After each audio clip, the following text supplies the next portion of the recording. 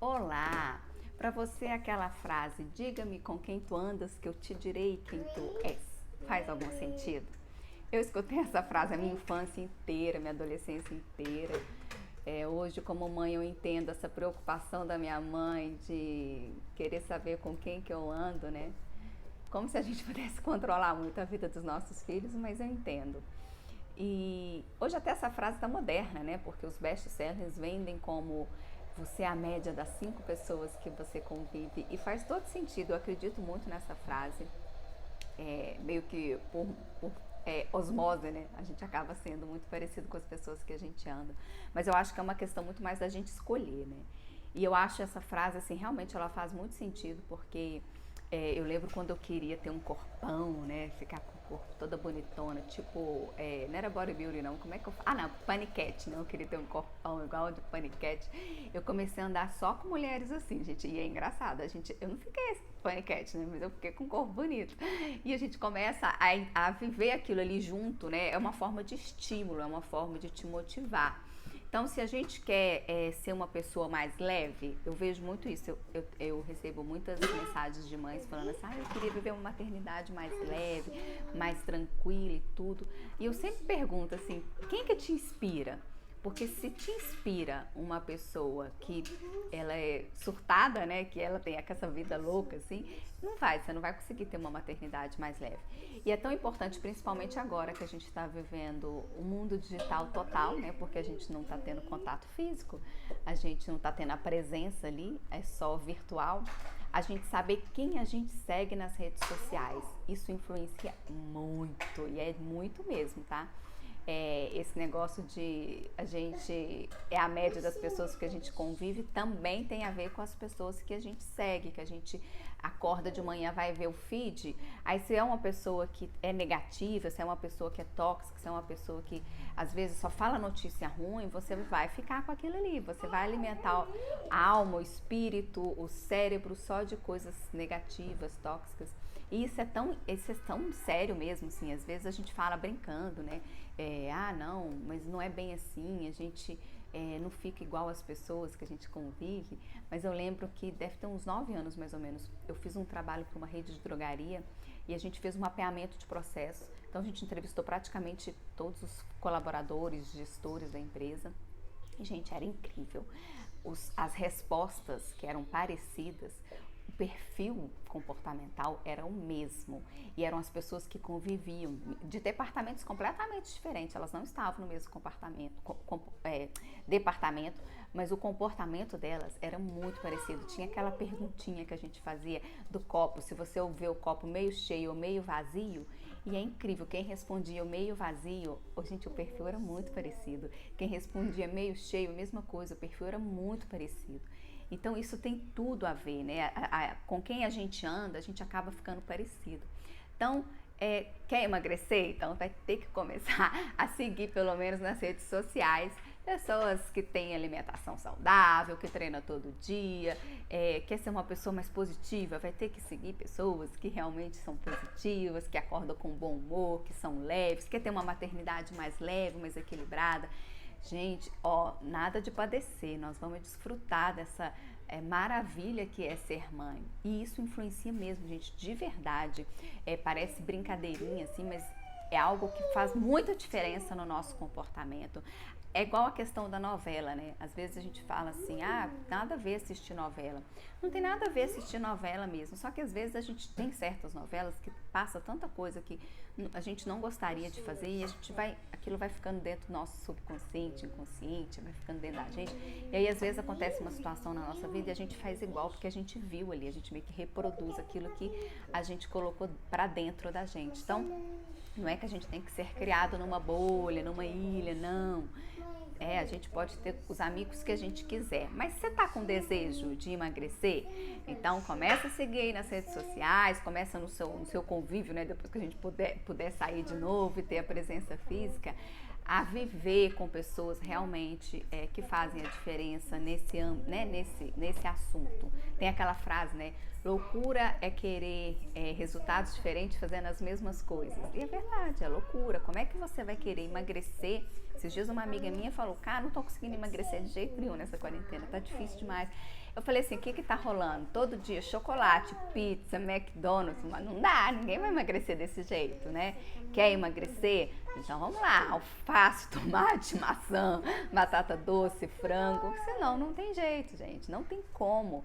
É a questão do processo, a gente tem ouvido tanto isso, eu acho muito legal as pessoas que são influenciadoras, né, falarem isso. Não tem como a gente querer a foto da margarina se a gente não amar o processo, né? Não tem como querer uma família feliz se a gente não amar o processo de educar as crianças com amor, com empatia, se tratar o marido com amor, com empatia. Não tem jeito, né? A foto da margarina não vai existir. Então, quer emagrecer? Tem que amar o processo de pô, aquela salada, aquele franguinho, aquele atum, sabe? Coisas bem saudáveis e realmente levar uma alimentação saudável pra vida, né? Porque eu acho que existe muito essa questão também da gente se empolgar no início, né? Ah, eu vou emagrecer, aí uma semana a gente faz aquela dieta maravilhosa. Eu já contei aqui uma vez que eu emagreci 8 quilos em um mês, né? E eu fiz uma dieta, gente, mas a dieta era assim, era sopa de chuchu, repolho, eu esqueci o outro ingrediente, mas era ruim, com força, né? Nada contra, adoro todas as comidas, mas assim, eu comia aquilo praticamente 3, 4 vezes na semana, era eu e a Mari que a gente fazia essa dieta, a gente emagreci 8 quilos em um mês, foi ótimo, mas é completamente insustentável, né? Não tem jeito, nem a Mari aguentou também. Então aí, resolvi fazer uma dieta mais dentro da minha realidade, do meu contexto.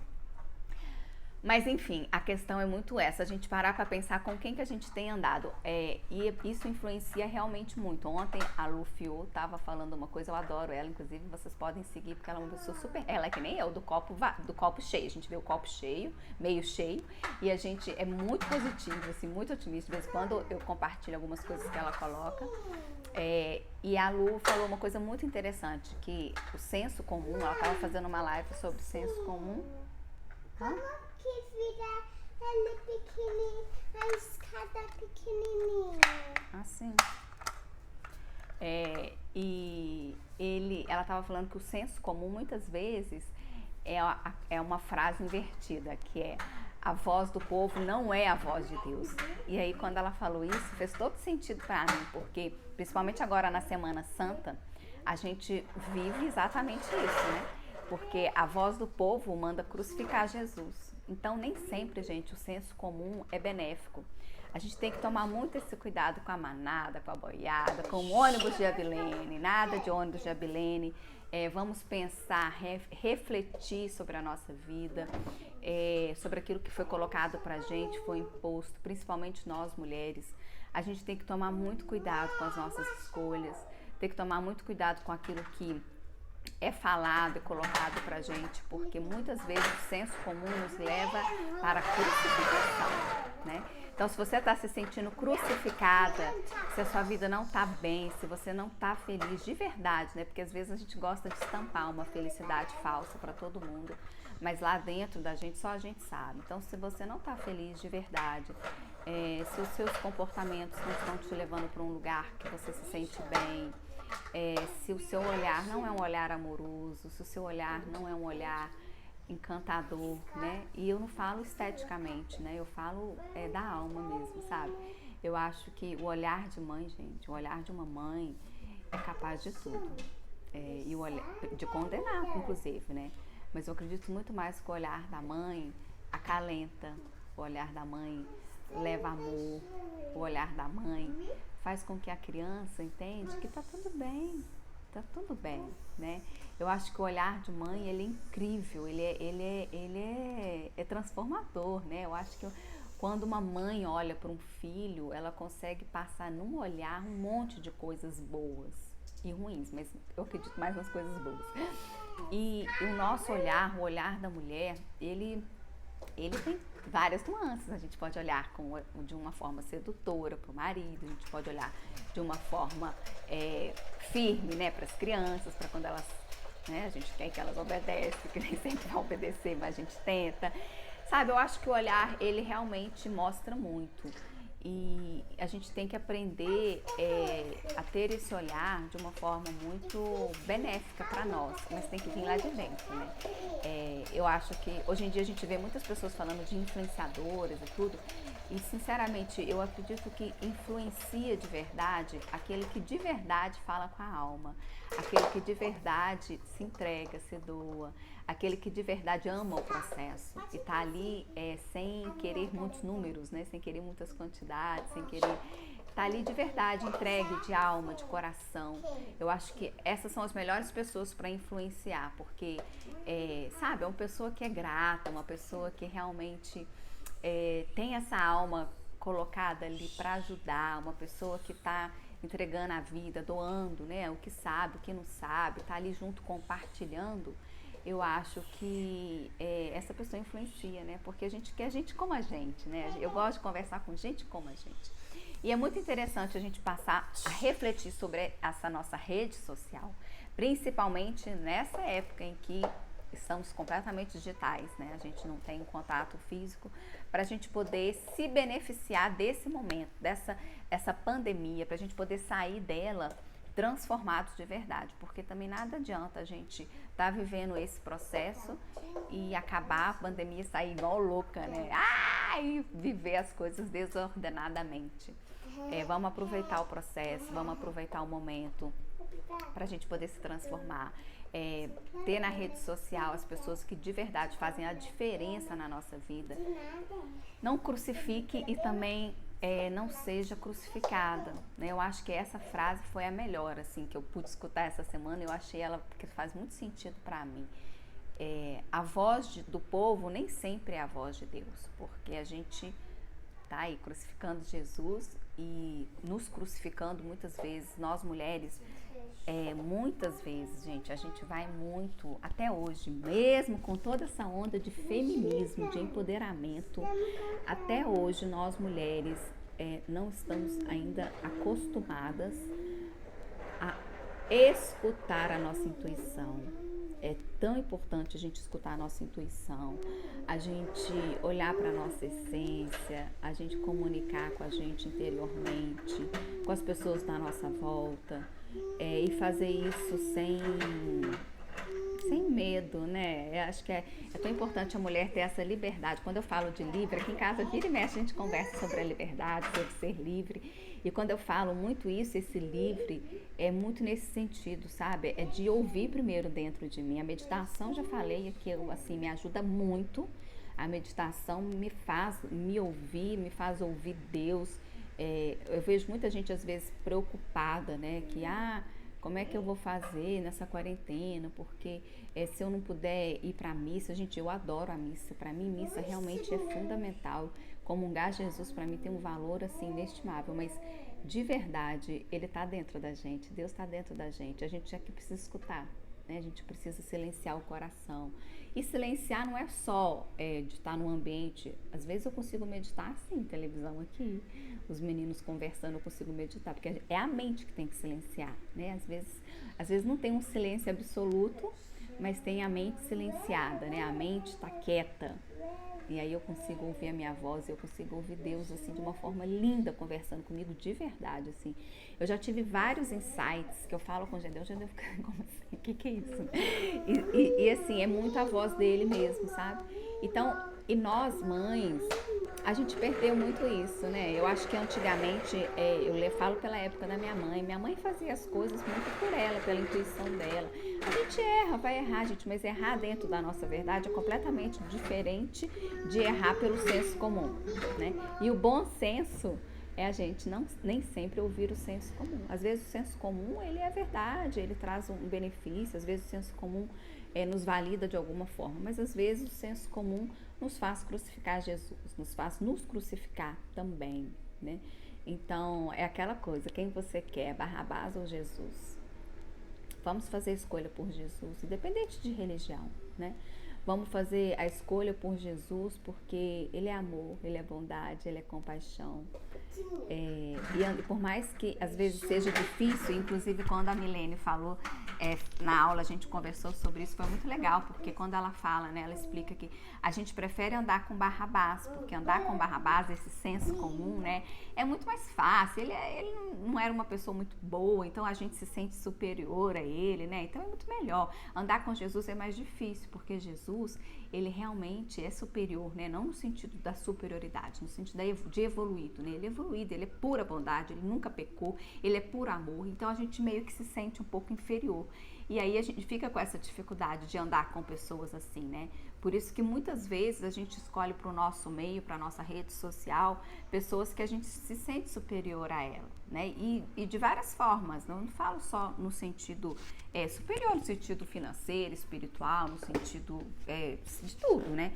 E o legal é a gente andar com pessoas que são mais evoluídas do que a gente em alguma esfera, né? Pra gente poder evoluir também, pra gente poder conseguir ser assim também, que é aí que eu acho que entra a inspiração, né? A gente se inspira naquela pessoa. Então, nesses momentos, principalmente em que a gente não tá podendo ter esse contato físico, que a gente use no nossa turma, né, de rede social, que a gente siga pessoas que realmente vão nos trazer palavras boas, palavras otimistas, que vão nos nutrir, se isso for o seu desejo. Claro, o meu né? Eu gosto do copo meio cheio, que eu quero transbordar o copo, então eu gosto de ter na minha rede social, de seguir gente que eu vejo que fala coisas boas, que tem sempre um olhar benéfico, tem sempre um olhar de crescimento, de evolução. Gosto de quem vive a maternidade com muita leveza, com muito equilíbrio, porque eu acho extremamente importante, é uma forma de eu me inspirar e isso me estimula, né? Porque a gente é aquela velha, que a gente sabe, aquela velha coisa que a gente já sabe, né? A gente pode alimentar o lobo mau ou o lobo bom, né? Dentro da gente. Vai depender da nossa escolha, né? Então a realidade é uma só. Existe uma realidade que é uma pandemia, por exemplo, que a gente está vivendo. E aí, como é que você vai viver, né? Nós não estamos no mesmo barco, né? Isso daí eu discordo. Eu vejo muita gente falar, nós estamos todos no mesmo barco. Não, a gente está no mesmo mar, né, gente? Vamos combinar. Tem gente que está no barco, tem gente que está no iate, né? Tem gente que está no barquinho, tem gente que está num pedaço de madeira, né? Essa ideia de mesmo barco eu não concordo, não. Eu acho que nós estamos no mesmo mar, cada um dentro do seu meio de transporte, tendo que remar e viver ali naquele alto mar, naquela tempestade, com o seu contexto, com os seus recursos, né? Então, o que cabe é a gente estar no mesmo mar, juntos, em oração, né? Desejando de verdade que esse momento seja um momento de superação, de crescimento.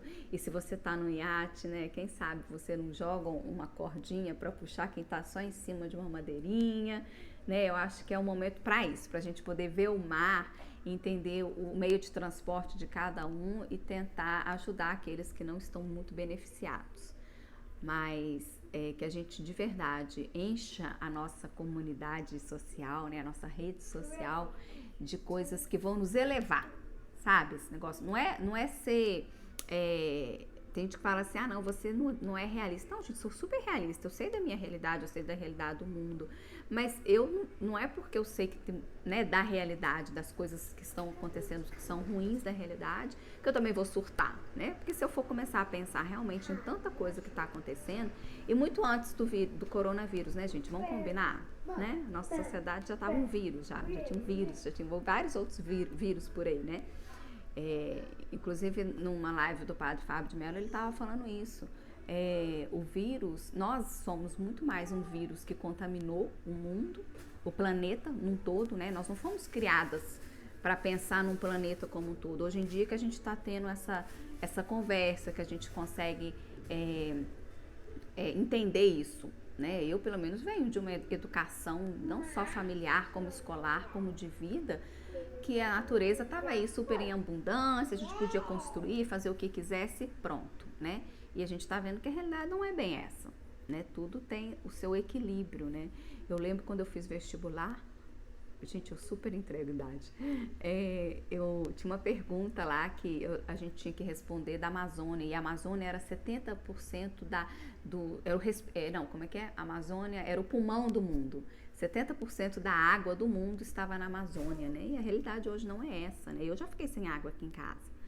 Eu lembro que até respondi, era escrita, né, a resposta que o Brasil nunca ia sofrer de falta de água. Eu mesma já sofri. Então a realidade é outra, o mundo é outro, o planeta é outro. A gente tem que pensar mesmo hoje, né, nos nossos comportamentos, quantas e quantas enchentes que a gente não vê todo ano, mês de janeiro. E aí, às vezes a gente está na estrada, gente sempre, eu tenho pavor disso. Eu vejo gente pegando a latinha e jogando para fora do vidro. Eu não sou uma pessoa ruim, não, mas tem hora que eu tenho vontade de pegar a latinha, passar pelo carro de novo, jogar na pessoa assim. Me perdoa, gente, sou humano, tá? Mas olha, nossa, não é possível, né? E a gente fica aí jogando, falando para os quatro ventos, que enchente, esse governo é ruim, esse país é ruim, mas e a gente, né? Por isso que eu acho muito importante, tem uma série passando na Netflix muito legal que chama Nada Ortodoxa, que eu acho assim, ela é muito dramática, uma série dramática, mas é uma série muito legal, acho que todo mundo deveria assistir, principalmente nós mulheres. Porque a série, ela faz a gente pensar mesmo, assim, naquilo que nos prende, porque muitas vezes, gente, até em nome da religião, a gente se prende, né? A gente fica ali tão presa a tantas convicções e que na realidade não é bem aquilo ali, né? A religião tem que nos religar a Deus, tem que nos religar ao outro e à natureza, né? Ao nosso planeta. A religião não pode ser algo que vai separar a gente para guerrear, para gerar conflito, para poder ficar competindo, para poder ficar comparando, não, né? Deus, ele é um só e ele quer que a gente seja unido. Nós somos diferentes para a gente poder dar as mãos, essa pluralidade, ela é linda, para a gente poder nos dar as mãos, para a gente poder acrescentar um na vida do outro. Imagina se fosse todo mundo igual, que coisa sem graça, né? Esse negócio que nós somos todos iguais, não, somos desiguais mesmo, cada um tá passando o seu momento, cada um tá no seu tempo, somos iguais perante a Deus, perante o amor dele, isso é. Né, tem uma frase do Padre Fábio também linda que ele falou esses dias numa live. Aí, ó, tá vendo? A gente tem que aproveitar essa época de que a gente tá digital e ver live de gente que a gente curte, que a gente gosta, que vai assim, crescer na vida da gente. Eu sigo o Padre Fábio de Mello há muito tempo, eu sou católica, cristã, eu adoro os livros dele, adoro a forma que ele coloca, né, toda a interpretação bíblica. E ele falou esses dias numa live com o Caio, também o pastor Caio, que uma das coisas que ele nunca esquece, ele já até falou em outras pregações também, é de uma mulher, uma jovem que foi atrás dele e que escutou ele falando que a vida vale a pena. Aí ela virou e foi até ele para ouvir dele, que ele falasse para ela que ela vale a pena, né? Que ela estava vivendo um momento de carência, tinha sido abandonada, acho que ela estava grávida de um menino, né? Tinha um filho. E ela precisava de ouvir isso, né? Então, nesse momento que a gente está vivendo aí, esse enclausuramento, esse isolamento, vamos viver a nossa vida valendo a pena. E que as pessoas que estão ao nosso redor, convivendo com a gente dentro da mesma casa, que elas sintam que a vida delas também vale a pena. Reverberar esse amor, gente, reverberar esse afeto e essa verdade, porque isso é uma verdade. É o livro que eu mais assim, amei, eu não posso nem falar dele, não vou começar a chorar, porque é o livro que mais me tocou em toda a minha vida. Eu dou ele de presente para um monte de gente que eu gosto. Ele chama Amor de Redenção. É um livro assim, ele é lindo, porque ele fala do amor incondicional. Ele é um romance, mas tem como pano de fundo o amor incondicional, o amor de Deus por nós. E é um livro que eu chorei muito, que me tocou muito. Por quê? Porque ali no livro a gente consegue perceber como que Deus nos ama mesmo, independente do que a gente faça. Mas o amor dele constrange, né? E aí a gente vai percebendo que ele nos ama tanto e a gente tá lá fazendo as coisas erradas e tal. E aí a gente começa a entender, não, peraí, a minha vida vale a pena. Se Deus me ama, se ele me fez, se eu tô aqui, a minha vida vale a pena. Então, se a minha vida vale a pena, eu vou fazer ela realmente fazer valer a pena, né? A vida da gente vale a pena. Nós não nascemos para ser só um senso comum no mundo. Nós não nascemos só para ser um número de uma pessoa que nasceu, viveu e morreu e pronto. Não. cada uma de nós nascemos para fazer a diferença no mundo. Cada uma de nós nascemos para valer a pena para a nossa vida, valer a pena para o nosso marido, para valer a pena para os nossos filhos.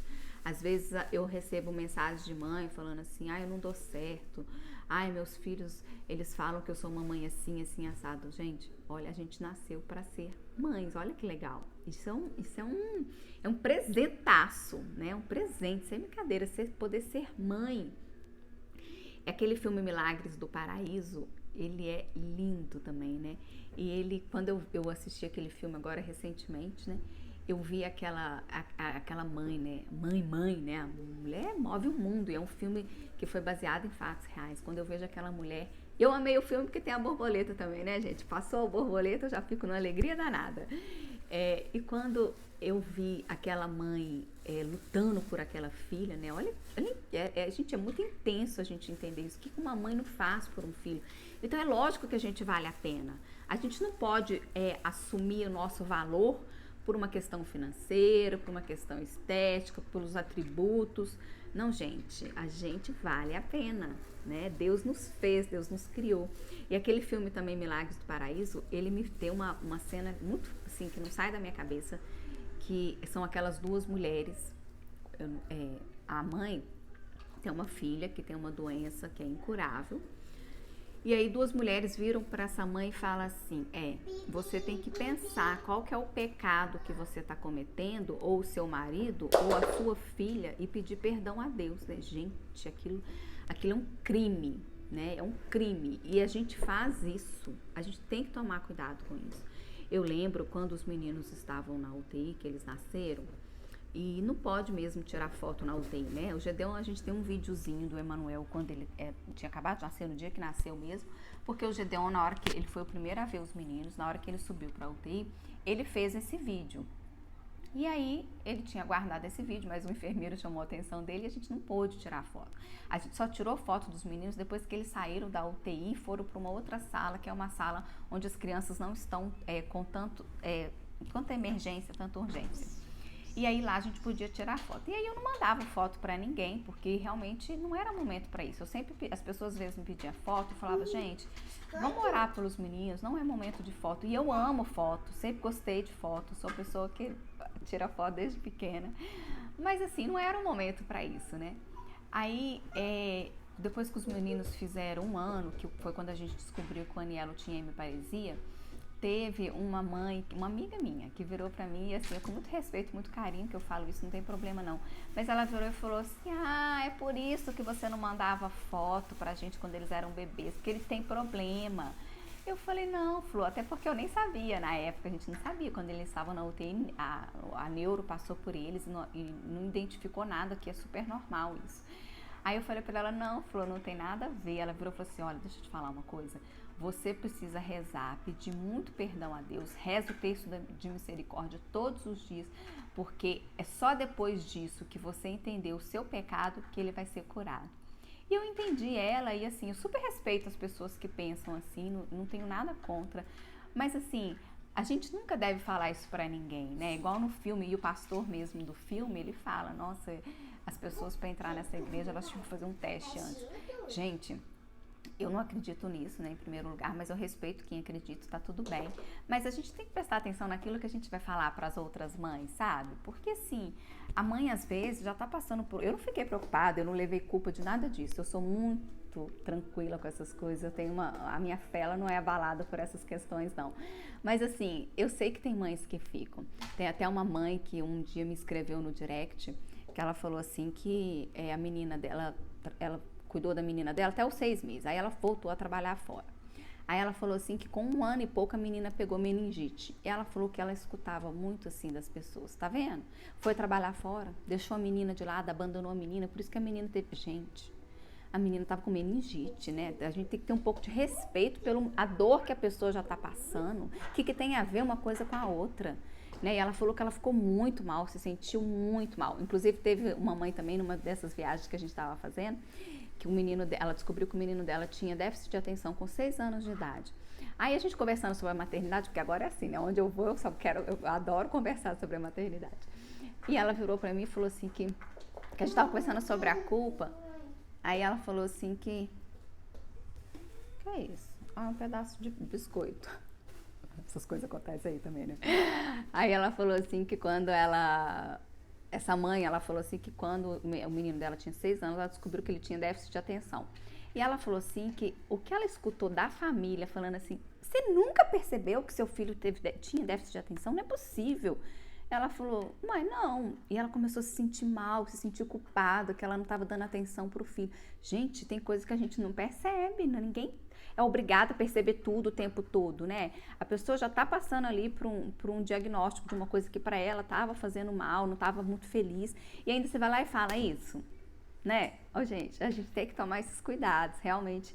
Eu acho que cabe a nós, principalmente mulheres, que somos mais sensíveis, né? Que a gente tem mais esse dom, assim, de fazer o bem de verdade e de não ficar colocando culpa nas outras mães, nas outras mulheres, da gente passar realmente a viver a sororidade, a viver essa união, essa paz, né? E sempre que você tiver que falar alguma coisa para uma outra mãe, pensa primeiro, tenta lembrar da história dela, tenta lembrar da vida dela.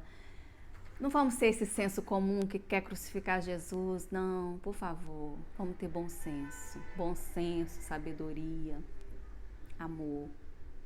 Que o nosso olhar de mãe seja um olhar de verdade que acalenta, um olhar que cuida, um olhar que zela, que seja um olhar de amor. Que o nosso olhar para o nosso marido seja sedutor, sim, e seja amoroso também, seja de acolhimento, seja de carinho. Que o nosso olhar para nós mesmas, né, a gente tem que olhar para nós em primeiro lugar, que o nosso olhar para nós seja um olhar de amar o processo, amar a nossa história, amar as nossas escolhas, mesmo que elas não tenham sido tão boas, mas que a gente entenda e passa a mudar a chavinha, sabe? A gente precisa mudar a chavinha. Se as coisas não estão boas em algum ponto da nossa vida, vamos mudar. Nunca é tarde para mudar. A gente precisa ter fé, a gente precisa acreditar em Deus, a gente precisa ouvir a voz da nossa intuição, olhar para dentro da gente, olhar com amor, olhar com carinho, não nos crucificar e não crucificar ninguém, nenhuma mulher, nenhum homem, ninguém, né? Vamos ouvir a voz de Deus e não a voz do povo, de verdade. Um beijo, fica com Deus e até a próxima.